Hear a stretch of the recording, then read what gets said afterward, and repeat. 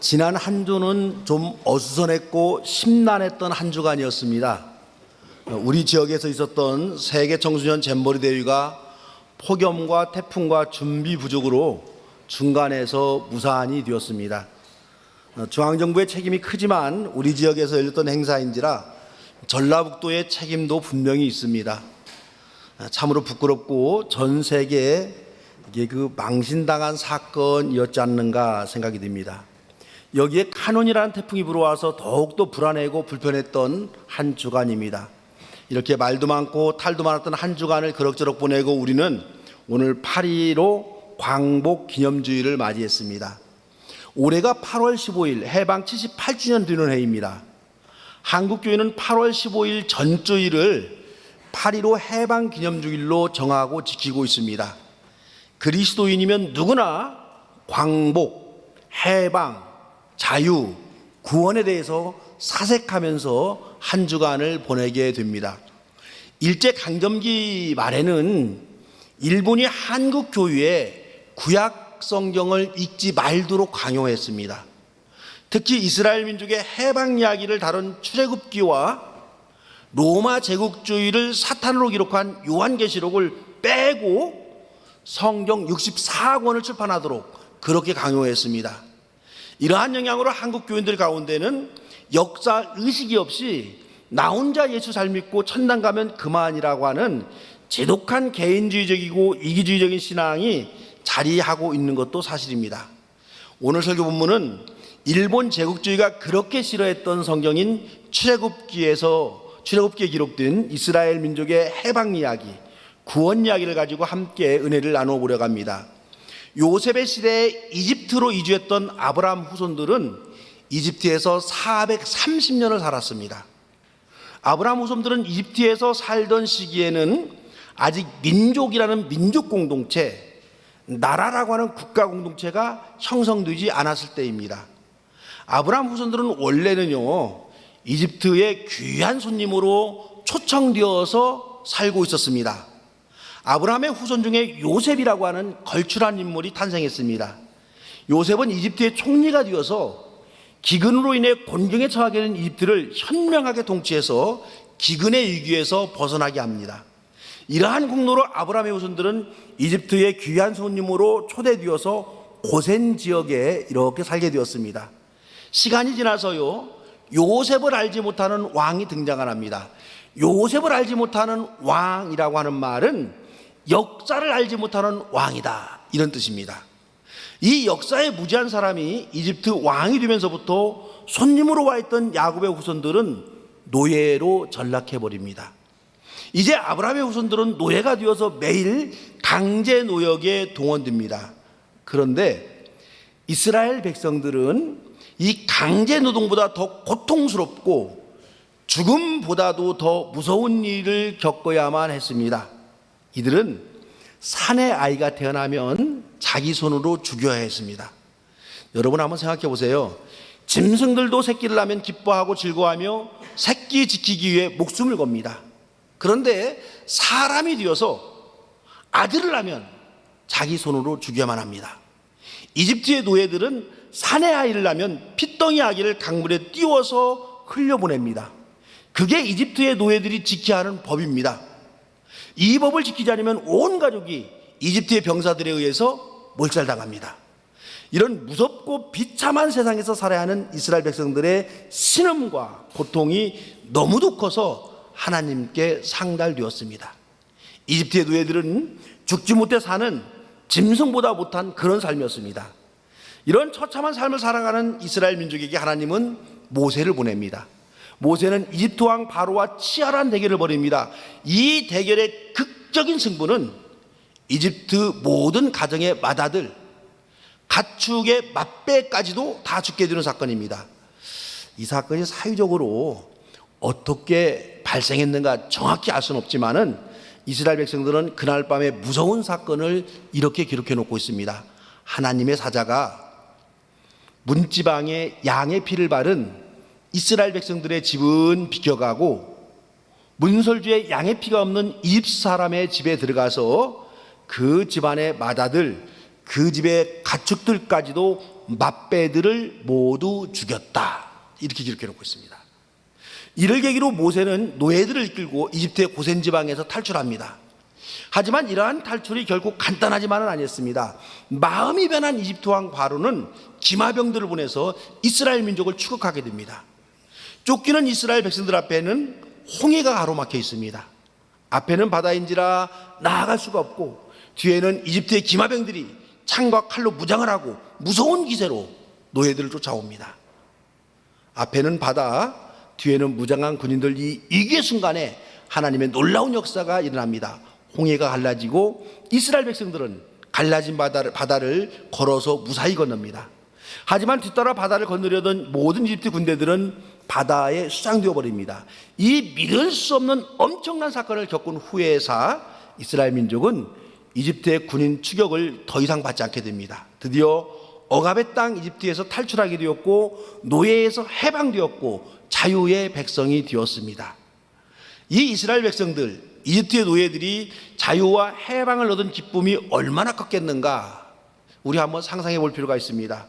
성경에서 출애굽이라고 부르는 이스라엘 민족의 해방 사건을 많은 기독교 역사학자들은 이스라엘 백성들의 1차 해방이다 이렇게 부릅니다.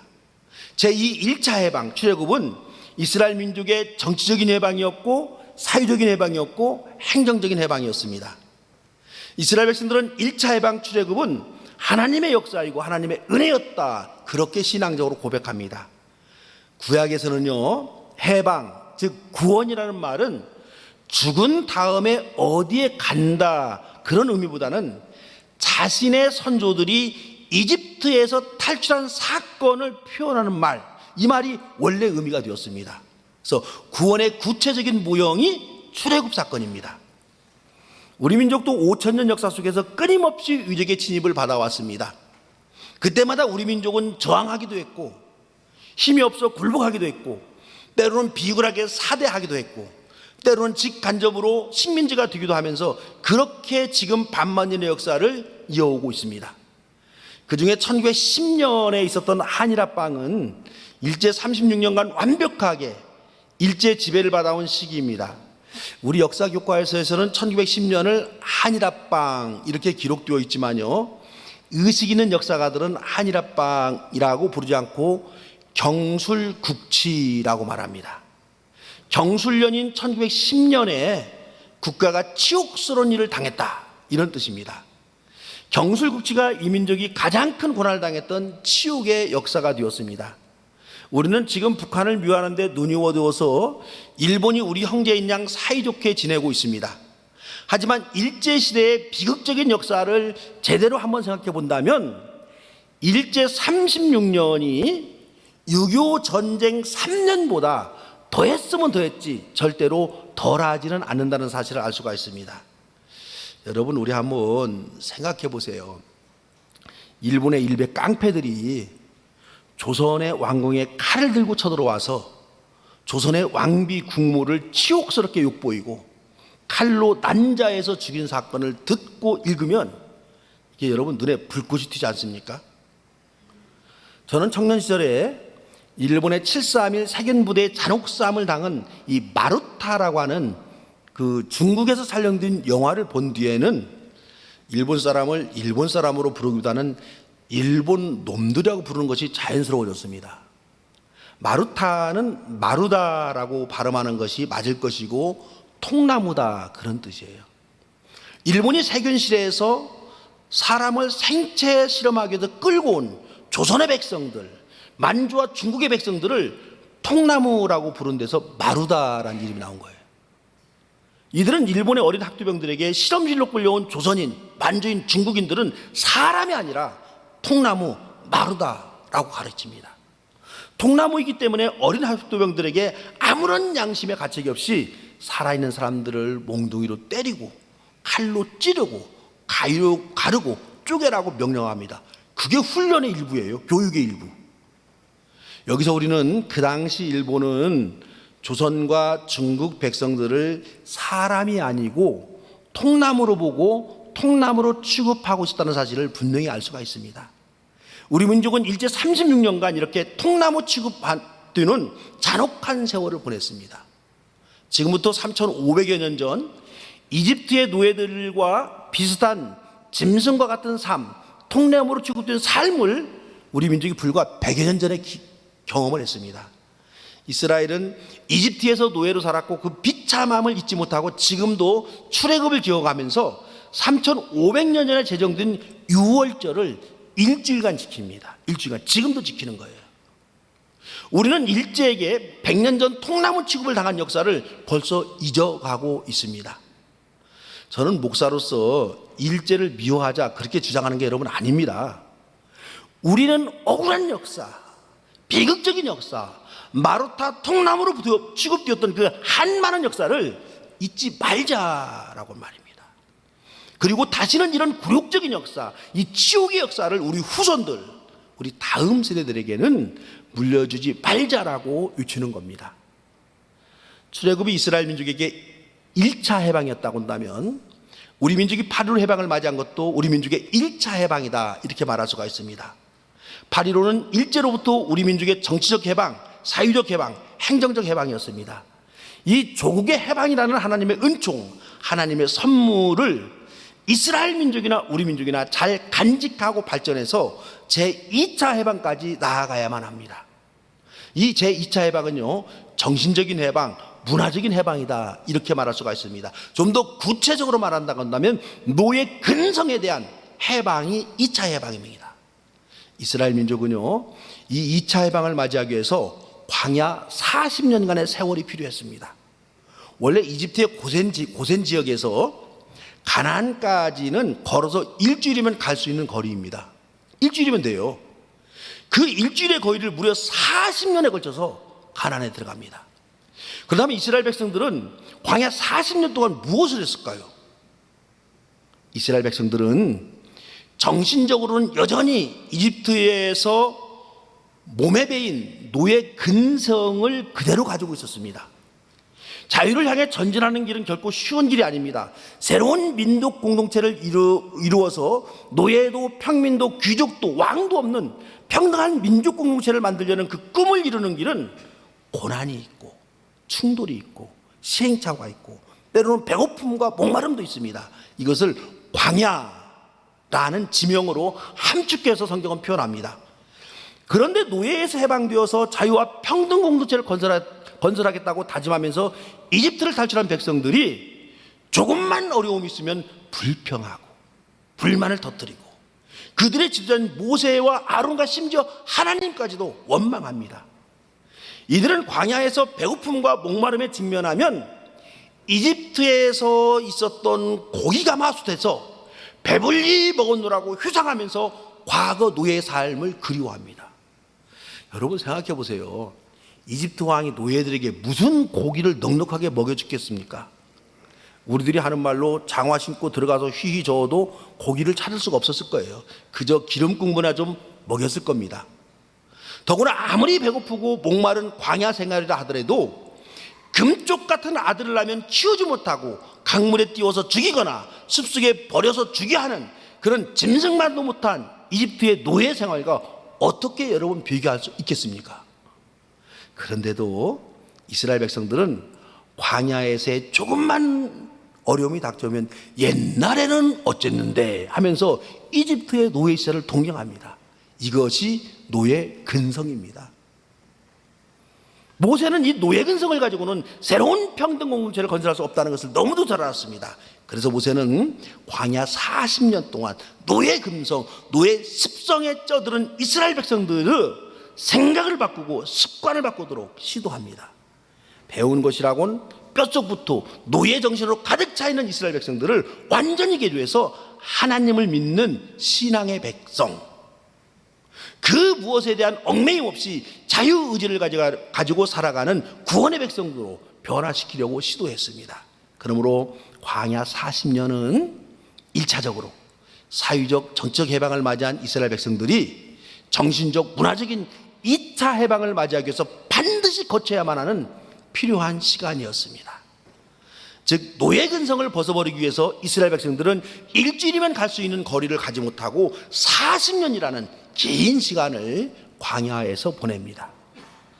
이스라엘이 노예 근성을 벗어버리기 위해서 40년의 세월이 필요했다면 우리 민족이 일제의 잔재에서 벗어나려면 몇 년이 필요할까요? 어쩌면 우리는 경술국치 113년, 광복 78년이 지났어도 여전히 일제의 잔재에서 벗어나지 못하고 있다, 이렇게 여러분 말할 수가 있습니다. 참 가슴 아프죠? 우리 한번 진지하게 생각해 보세요. 3년간 이 민족에게 전쟁에 큰 상처를 남겼다고 해서 그렇게도 북한을 미워하고 이제는 뭐 전장까지도 불사해야 한다, 이런 강정책을 쓰고 있는 우리가 3년보다 12배 긴 기간인 36년간 일본의 칼에 비참하게 쓰러져간 우리 선조들의 피멍이 든 역사, 일본 순사와 군인들의 군홧발에 산산이 깨져간 우리 선조들의 한 맺힌 치욕의 역사, 그 역사는 왜 잊고 살아가고 있어요? 왜 잊고 살아가고 있어요? 우리를 통나무 취급했던 일제는 지금도 우리를 깔보고 무시하는데 우리는 왜 그렇게도 그들에게 친절합니까? 일본과 원수되어 살자, 그 말이 여러분 아니에요. 일본의 진심 어린 사죄와 반성을 왜 요구하지 못하려고 있는가, 이런 질문입니다. 지금도 일본 정부는 살아남은 조선의 정신대 할머니들에게 조금도 잘못이 없다라고 말합니다. 정신대 할머니들이 돈 벌려고 자진해서 정신대에 자원했다, 이렇게 우깁니다. 징용과 징병에 끌려가서 죽은 조선 사람들에 대해서 진지한 보상은커녕 진실규명조차도 유면하고 있는 형편입니다. 여전히 독도는 자신들의 땅이라고 주장하고 있고, 이제는 독도가 자신의 땅이라고 아예 학생들의 교과서에 버젓이 기록해 놓고 있습니다. 동해는 일본해로 고쳐서 사용하고 있고요, 좀 속상한 것은 우리의 우방인 미국도 지금 일본해로 표기하고 있습니다. 이런 일본이 진심으로 36년간의 우리 민족을 학대했고 삼천리 금수강산을 파괴했던 잘못을 인정하고 반성하고 우리 민족의 용서를 구하고 있다, 여러분 그렇게 지금 생각하세요?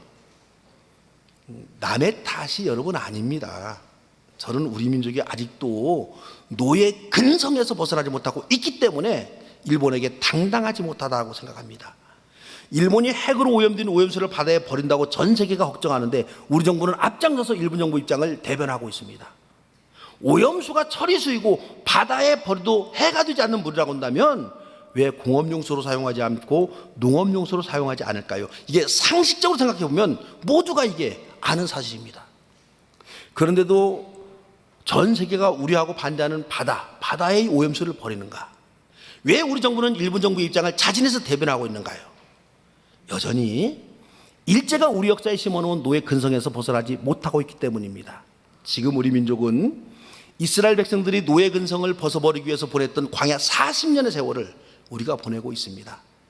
아직도 일정 시대의 교육 이념, 정치 이념, 경제 논리, 행정 제도를 완전하게 청산하지 못한 저와 여러분의 노예 근성으로 인해서 우리 민족은 제2의 정신적인 해방, 문화적 해방을 맞이하지 못하고 있습니다.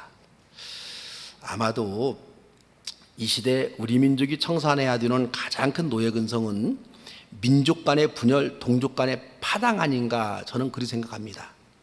우리 민족의 분열과 파당의 역사는 뿌리 깊은 노예 근성입니다. 조선은 300년 동안이나 동인과 서인으로 갈라져서 싸웠고, 동인은 또다시 남인과 북인으로 갈라져서 싸웠습니다. 서인은 노른과 소로로 나눠져서 싸웠습니다.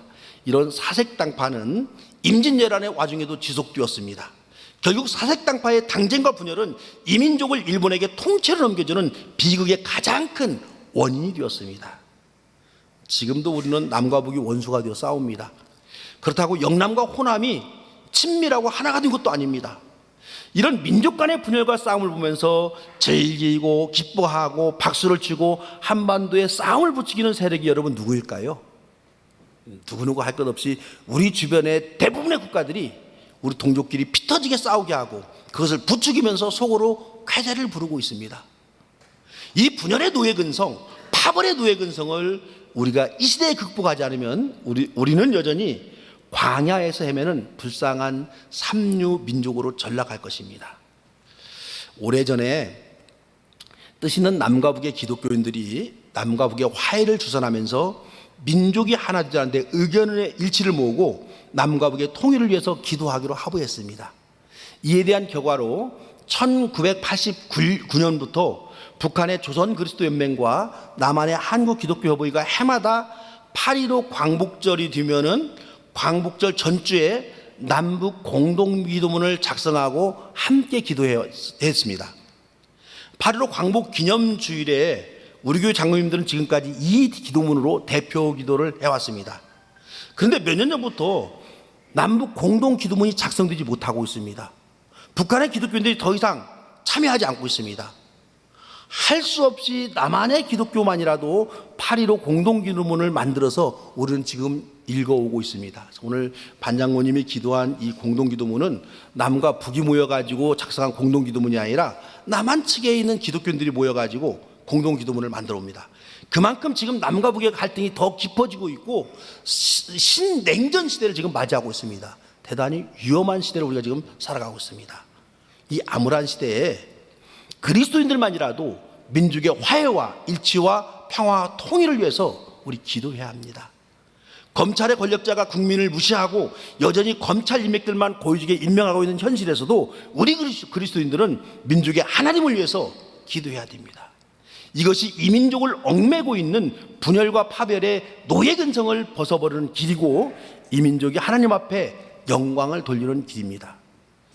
설교를 정리하면서 1915년 노벨 문학상을 탄 이 프랑스의 소설가 로맹 롤랑의 전기 소설이 있습니다.